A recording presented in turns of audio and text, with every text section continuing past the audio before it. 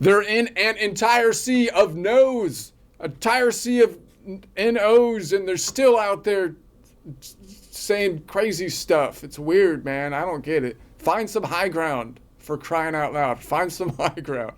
Okay, so we're on the 3 note away minor third. This 3 representing the relative position in the Locrian scale. This 3 representing the distance from the root note, that being the B note in our case. Noting that the 3 note away minor third is what we would expect in a minor mode, such as the main minor, the Aeolian mode, the major modes having a 4 note away major third. The third also being the really flavor of the triad chord construction. It's an odd number, so we don't have to rename it for the chord construction, where we have a 1, 3, and the 5.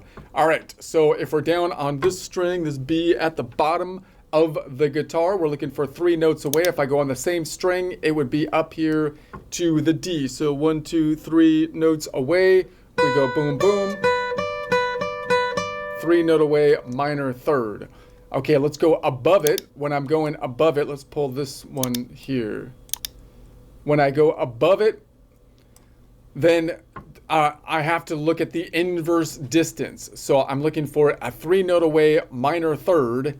So if I'm going above it, I have to take 12 minus 3 for the inverse distance, which is going to be a 9 note away distance. So the inverse of a minor is a major. A 9 note away distance could be called a major 6.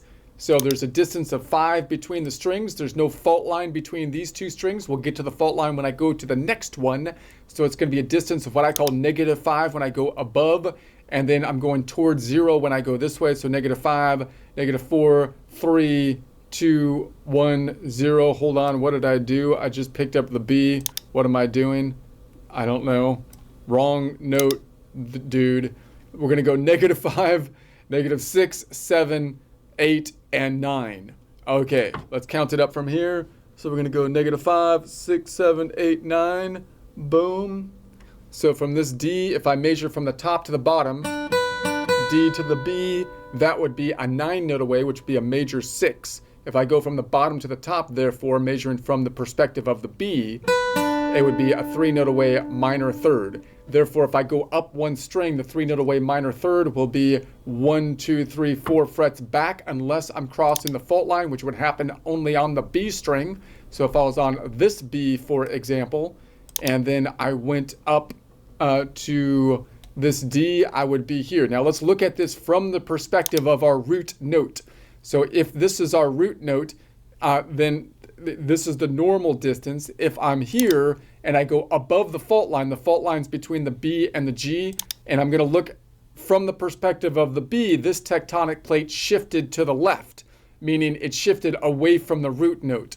So that means it's going to be a longer or larger difference.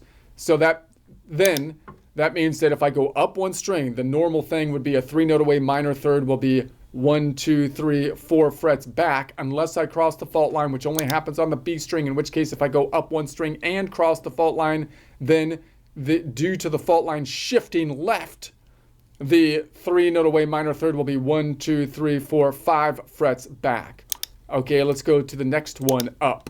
Let's go to this D right there. So now we're going to cross the fault line. We're looking for a 3 note away minor third. We're going above it, so I have to look at the inverse distance, which is 12 minus 3, or 9. When I go straight above it, I get a distance of -5. This fault line is shifting to the left from my perspective down here. Therefore, I have to go diagonal this way in order to get a distance of 5. I like to count in 5s, not in 4s. That's why I'm shifting diagonal. And then, so that'd be 10, and then back here to 9. So if I count it out from here, it's going to be 5. This shifted this way. It shifted to the left. Therefore, I have to go 10 back this way. And then I want to get to 9. 9 is going to be up here. So I was at -10, 9. Okay, so that means if I go from the B to the D, that from the perspective of the D would be a 9 note away major 6. But from the perspective of the B, bottom to top, it would be a 3 note away minor third. Therefore, If I go up 2 strings and cross the fault line, the 3-note away minor third will be on the same fret, but I wouldn't cross the fault line if I started above the G string on either the G or the D string. So if I was on this B, for example, I would be here. So the normal distance now is this one. That's what normally happens. From my perspective here, which is now the root note here, what happens, my perspective as I'm looking up, if I'm crossing the fault line, this fault line shifted left. So from my perspective of the root note, it made a lesser distance or put it on the same fret. So the general rule is from here, this is the general rule now. If I go up 2 strings, the 3-note away minor third will be 1 fret forward unless I cross the fault line, which would happen on the bottom 2 strings, the B and the E string, in which case if I go up 2 strings and cross the fault line, the 3-note away minor third will be on the same fret. All right, let's go to the next one. This is the big one, the long distance one. So that's going to be 1, 2, 3, 4, 5 frets forward if I go up 2 strings. So let's count it out. I'm looking for a 3-note away minor third. Inverse distance, because I'm going above it, would be 12 minus 3 or 9. If I go right above it, that's going to be a distance of -5. And then because of this fault line shifts to the left, I have to go left to get to 10. And then 15 is straight up.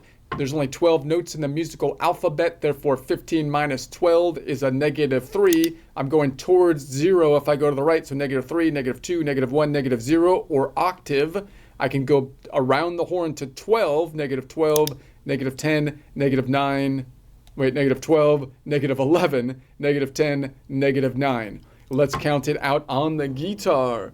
So we're going to say I'm looking for a distance of -9, so it's going to be 5. And then we're going to say this shifted this way to the left, so 10 out this way, and then 15. 15 minus 12 is going to be -3. Going this way is going to bring us down to 0, so -3, -2, -1, -0, or octave. So there's another B. I can go around the horn to 12, 12, 11, 10, 9. So looking at this D to that B, from the perspective of the D, that would be a 9-note away major 6. From the perspective of the B, bottom to top, 3-note away minor third. Therefore, if I go up 3 strings and cross the fault line, the 3-note away minor third will be 5 frets forward. I would not cross the fault line if I started above the B string on this G string. So if I start from this B and I go up 1, 2, 3 strings, then it's going to be 1, 2, 3, 4, 5, 6 frets forward, which is kind of just out of reach. So I'm going to say that this is the default, not crossing the fault line, even though 2 out of 3 times I could go up 3 strings, I would cross the fault line if I start on either the B or the E. So so notice what happens here. It would be 6 frets away from the perspective of the root note, in this case the B. This fault line is shifting to the left, and therefore going across the fault line makes it a shorter distance of 5 frets up. So the general rule is if I go up 3 strings, the 3-note away minor third would be 6 frets forward, which means it would also be 6 frets back, unless I cross the fault line, which would happen on the bottom 2 strings, the B and the E string, in which case if I go up 3 strings and cross the fault line, the 3-note away minor third, I hope I got that right, will be 5 frets forward. All right, let's go to the next one. Let's go here. So now we're going to go up 4 strings and cross the fault line. We're always going to cross the fault line if I go up 4 strings, because I can't go up 4 strings unless I think about going around the top of the guitar without crossing the fault line. So let's count it out. We're looking for a 3-note away minor third. It has an inverse distance of 12 minus 3, or a distance of 9. Right above it, I'm going to call that -5. This fault line shifted to the left, so I'm going to go this way to get to -10. -15. -15 minus 12 is going to give me a -3, plus another 5. It's going to be -8, and then -9. Let's count it out on the guitar. -5. This shifts to the left, fault line shifts to the left, -10, -15, 15 minus 12 is -3, plus another 5 is going to be -8, and then -8 and 9. So if I go from the perspective of the D to the B, that would be a 9-note away major 6. From the perspective of the B, bottom to top, that would be a 3-note away minor third. All right, so that means if I go up 4 strings, I'm always going to cross the fault line, and therefore the 3-note away minor third will always be 2 frets back. Let's go up to the top string and finish it off. Now, if I'm on the top string, and even if I was on the second to top string, or even these top 3 strings, I would maybe, just from an ease standpoint, say if I'm on a B down here, I'm also on a B up here, right? And then if I'm measuring below the B, it would be easier for me to measure. So I'll do that in a second. If I'm on the bottom string in particular, though, I'm going to say, well, it's 3-note away is this way. 3-note away minor third is right there. Therefore, it's also going to be the top string, that D. But let's count it up for practice's sake. So we're going to say this is going to be, I'm looking for a 3-note away minor third. Inverse distance because I'm going above it. 12 minus 3 is 9. So here's -10. This fault line shifts to the left. I'm sorry, this is -5. This fault line shifts to the left, so I go diagonal to get to 10. -15. 15 minus 12 is -3, plus another 5 is -8. And this is the only time I have to go from 8 plus another 5 to 13, because I don't normally go up 5 string all the way up to the top, right? And so then I'm going to take 13 minus 12. Only 12 notes in the musical alphabet is -1. And then 0, or 12. 12, 11, 10, 9.